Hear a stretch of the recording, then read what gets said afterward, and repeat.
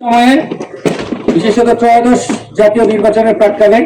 আইন শৃঙ্খলা পরিস্থিতি নিয়ন্ত্রণে ফুলবাড়ী ব্যাটালিয়ন 29 বিজিবি কর্তৃক দায়িত্বপ্রাপ্ত এলাকার 6টি উপজেলা এবং একই সাথে আছে সীমান্ত এলাকায় আমরা বিশেষ টহল এবং অতিরিক্ত চেকপোস্ট স্থাপন এবং গোয়েন্দা নজরদারি বৃদ্ধি করেছি। ইদানিং গোয়েন্দা তথ্যের ভিত্তিতে জানা যায় ফুলবাড়ী ব্যাটালিয়ন 29 বিজিবি এর দায়িত্বপূর্ণ এলাকা দিয়ে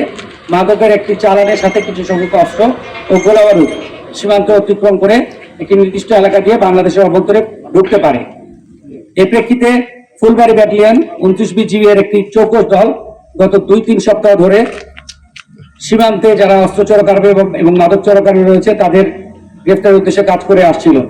এরই ধারাবাহিকতায় গত 3 ফেব্রুয়ারি 2026 তারিখে ফুলবাড়ী ব্যাটালিয়ন 29 বিজিবি একটি টহল দল মোহনপুর বিওপির দায়িত্বপূর্ণ এলাকা কোতোয়ালি থানাধীন শঙ্করপুর ইউনিয়নের অন্তর্গত গিলাবাড়ি নামক স্থানে পেতে থাকে এবং গত 4 ফেব্রুয়ারি 2026 তারিখ আনুমানিক রাত 325 ঘটিকায় সীমান্ত পিলার 308 এর 19S হতে আনুমানিক 200 গজ বাংলাদেশের অভ্যন্তরে গিলাবাড়ি নামক স্থানে